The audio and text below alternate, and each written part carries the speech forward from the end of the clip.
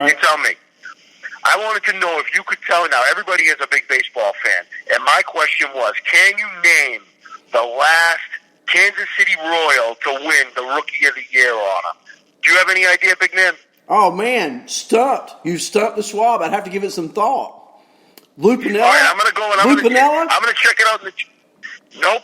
I'm going to check it out in the chat room. How you like this on Ani's show today? We're going to... Anybody who gets that question right, we'll throw them some King Hap swag. We'll figure it out. Anybody who does, they can send the information to the chat room. I'll have Big D send them out a T-shirt. We're going to do happy trivia time today. Anybody let me know who's the last... George says Will Myers. George says Will Myers. Wrong. All right. See, Taco, I told you. See, Taco didn't listen to me, Ani. See? All right, we're gonna have trivia time here on Ani's. I'm gonna go check out the chat room. Thank you so much for having me, big man. Thanks for calling in, King Hap. That's King Hap every Wednesday night. King Hap on the Lenny Melnick Fantasy Sports Network. If you didn't listen last night, he is on demand. You can go in. I said Lou Piniella, and I was told that was wrong. So we'll have to find out who was the last Kansas City Royal to be Rookie of the Year. Wow, that's a great question. I look back and I think about who could be. It wasn't Brett. It wasn't. I'm sure it wasn't Brett. Was it a pitcher? Was it an infielder, a first baseman? We'll have to see, but I can tell you the King is going to be looking for that answer here. And we got a caller. I'm going to say, here you go. How about Bob Hamlin? Let's see what we got. I got a caller calling in. Good morning, caller. Taco. I'm saying Bob Hamlin. Is that a chance? I don't know. That is Bob Hamlin is the answer. That is correct. I remember him being a slugger. Probably the biggest guy to ever win the Rookie of the Year. Hey, I can't believe I got it. And I couldn't cheat because I'm sitting here manipulating a computer, an iPad, and my phone. So, good morning, Taco. There's no way. Hey. Good morning. Hey, great show last night. I enjoyed your analysis on the hockey season. I'm going to touch on that just a little bit. So it sounds like from what you thought last night, you were not really worried about hockey, but your analysis on baseball isn't quite as bright, it doesn't sound like, Taco. Well, yeah, I think hockey is going to play. It's just going to be tough, of course, getting the players over the borders. As far as baseball, I mean, I'm not. I don't know. I'm thinking like Lenny's thinking. They have to play in order to save the sport. I mean, they have to come to an agreement to save the sport. I mean, you guys have to agree with that. If baseball doesn't play this year, you really think that people are going to come back next year? You know, they're going to lose more money in the long run, I think, than any of the amount of money they're going to lose right now. I think you're right. I think Lenny has nailed it on his shows. And the thing I think we're really is so short-sighted to me, the way baseball is looking at this, both from the player and owner perspective. Okay, I think we'll all agree everyone's losing money this year. Everyone. But like you're saying, is it worth killing the cow over? I mean, if we don't play some shape, form, or fashion this year, I think baseball, who has already done a poor job of marketing, I believe the NBA and NFL far exceed in marketing what Major League Baseball is doing, and now we can't afford to lose that fan base. I just think it was wrong. I think it'll be worse than what happened in 1994. I think the repercussions will be worse than what happened then, and it's going to happen. It's just a matter of how. And like you said, your first point this morning, they have to get government, have to get approval from every state that they want to play, every city that they want to play in from the health part end of it. And to do that, like you said, Mass, New York, and I'm sure a few other cities might be tough to do it, but move them somewhere else. I mean, that's the way it has to be. I mean, you're working. It's a job. You have to go to work. No big deal. Let's just do it. Just have the season. But I have a quick question for you. See, now talking about how Lenny was talking about the pitchers this morning, is it possible that we have our third relief pitcher as a Cy Young Award winner this year? And I mean, what do you think about all the awards that are going to be given out at the end of the year? What's going to happen to that? I think it's going to be absolutely nuts. I think it's a great year. Think about Hader in Milwaukee. I mean, first, I think about the Brewers, and I thought about how I'm not really carried away with their pitching staff to start with, right? I'm just not. And now you got a shortened season. you got more bullets in a reliever's arm, and I think a reliever like Josh Hader, just to me, rings of, hey, give me the Cy Young Award. I think it's a great year for Hader to win that award. And there are other relievers you could probably put in the same class. I mean, I think it's a great year. I tell you a pitcher I love in fantasy this year. I love Lugo for the Mets. I think Lugo, out of that bullpen with a starter's arm, able to go multiple innings, I think he could really be a dark horse. And I'm not saying he wins Cy Young, but if the Mets succeed, I think it's going to be because of a player like Lugo pitching great in that long relief role. What do you think? Yeah. Absolutely. And like you said, I think a lot of middle relievers are going to have a ton of wins this year, which gives them the opportunity to have a Cy Young, and also closers will probably have a lot of saves and a few more wins. Again, to bump them up close, to have better stats than a starting pitcher this year, and possibly even more strikeouts than some starting pitchers this year. Some long middle relievers, depending on how every team, is going to use their pitching staff. Are they all going to, have the opener idea going around, or are they going to pitch 5 to 6 innings a game? I don't know. That's another one. Lenny seems to not think that's going to happen, but I don't know. Well, I don't know. You're going to really pull a Max Scherzer, though? Yeah, I mean, I think Scherzer loses value, don't you? I think he loses a lot of value this year. That's just me. What do you think? I thought he was going to lose value just because of the age and the decline, anyways. So a little bit of value, anyways, this year. I think spot on. I don't know. Spot on. So you think they're going to have you're going to have a Scherzer pitch 4 innings and then and then pull him and have someone come in and pretty much get the win after that? I think you have to. I think with a Scherzer, I think with a Verlander, I think when you're drafting, when I drafted, I didn't draft those old pitchers to start with. I stay away from older pitchers, and yep. I've done 5 or 6 drafts already.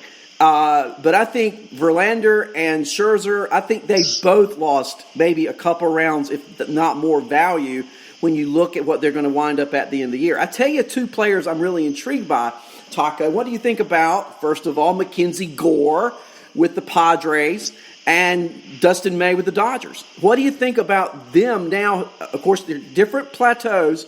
Gore never got out of Double-A, but now with no minor league season, I could see the Padres using Gore in that long relief role. We'll see what the kid's got. And May, I think, could also have that long relief role with L.A., and we know he's got good stuff. What do you think? Yeah, no, that's definitely agreed. And, L.A. being as good as they are, of course they're going to, May will definitely have an opportunity to, snag some wins out of that rotation, no doubt about it. And as far as the Padres, everyone's going into this year thinking they can win the World Series whenever it starts. I mean, you know what I mean? It's not really going to be a rebuilding year until, I don't know, maybe halfway through the season if you're really that bad. People might think about doing it that way, but I think it's really everyone's going into the season thinking they have a chance to win the World Series. So, yes, people like Gore and people like May and other middle relievers, Lugos and stuff like that, I think they're going to have a good opportunity to actually, make themselves look good, possibly for a good contract at the end of the year or whatnot. Particularly if we continue on the track of service time not counting. If service time doesn't count, you can bet your bottom dollar the Padres are going to throw Mackenzie Gore out there. He's going to go when he goes 2 or 3 innings a game. And I just think for fantasy baseball, he is my sleeper for 2020. I believe in that kid. He's never had any injury problems. I watched him pitch in high school. He's from North Carolina, by the way, Taco. And just great work ethic, great family values, hard worker. I can't wait to see what Mackenzie Gore does in 2020. So. Well, I'm going to use your information. I'll tell you that. Go with my next draft, he's on my, and you're not in it. He's on my team. You roll with it. Roll with it. I am rolling. I'm rolling with him. All right, Taco, thanks for calling. Thank you so much, man. See if you can do me a favor. Can you do me a favor? Anything. Talk to the King. I want to go video on this show in about a week or 2, and I want a King Hap shirt to wear while I'm doing my show live on video. Don't you think that would just be We'll make that happen. That's awesome. We would love that. That will definitely make that happen. No doubt about it. We're going to do it. Absolutely. Okay. You have a great day. Thank you for taking my call. I appreciate it. Hey, you too. That's Taco on every Wednesday night with King Hap here on the Lenny Milnick Fantasy Network. George in the chat room says he's drafting the legend. Lenny Melnick. Oh, that would be a great pick. That would be a great pick. We got a caller. This call is so important. This is from my good friend stuck in Long Island. It's the legend himself, Lenny Melnick. Now, wait a second. I got a little confused. I'm calling in when Taco was on the line, and I'm thinking, well, the producer's going to answer and put me on hold, so I could do that. Without realizing we don't have a producer, and this is not WFAN. Anyway, I agree with you on Mackenzie Gore, and here's why. A.J. Preller in San Diego could find themselves in contention, and they want to win. They want to get the monkey off the back. If they feel that Mackenzie Gore can contribute, and so San Diego can win, he's going to be in there. But here's my other question. Okay, I'm ready. Let's go past the season, and let's go to the off season. Sometimes I think the off season is even better than the regular season. Now, with the owners having a tremendous cash flow, don't forget, their franchises will still be worth the millions and the billions, whatever it is. But it's the cash flow that's killing the owners. So every owner is going to try to save money. And then you have guys next year like Marcell Ozuna and George Springer and Marcus Semien and Mookie Betts. What do you think is going to happen to these guys? They don't have options. They are definitely free agents. What do you think is going to happen? And especially to Mookie Betts. Will he sign with the Dodgers a one-year contract just to prolong his free agency, or will he settle for a reasonable contract with the Dodgers? And then you get Springer, and you get Semien, and you got Ozuna. What do you think is going to happen with these guys? Here's my take on it, Lenny. I think your players like Betts, I think it could be a market issue. I mean, if the Dodgers see that as a marketable player asset, and I think he is, I think Betts could be an exception to what I think the rule's going to be. I think Betts could actually get a long-term contract, looking at his age and what he has the ability to do. Ozuna, I think, is still on a one-year deal. I think with Ozuna going to the Braves, he signed the big one-year deal this year. I think with the injury issues he's had, I think he's not going to get that big contract. I think he's going to be like a Moustakas, how Moustakas used to be, the one-year deals he would get. And I think most free agents next year are going to get those one-year deals. I really do. Now, I think Betts just could be an exemption to the rule, okay, because of the great overall talent and skill set that he has. Not that these other guys don't have the talent. It's just I think with his age and his marketability, he's going to be a little bit different. But I think most of these free agents are going to be one-year contracts. What do you think, Lenny? I agree with you. Betts has the only chance to sign an extended contract, but it wouldn't surprise me if even Betts signs a 1 year just to take it out and go free agent the following year. The other thing is that I don't see why we have to play a season. We already have a winner. We already have a winning team. Tell me the winning team that's already been crowned. Oh, I'll have to punt that one. I give it to you because it's your punchline. Tell me the winning team. It's got to be the Astros. With no fans in the stands, the Astros already win, right? Well, think about the lack of booing, the lack of criticism. Talk about a sweep. A series sweep. The Astros have already done it, right? Bregman, he doesn't get it. Altuve doesn't get it. None of those guys get it because the fans aren't there to give it to them. I love it. There you go. So let's declare the Astros the winner. We'll declare you a winner. And I'm loving this. You guys are great.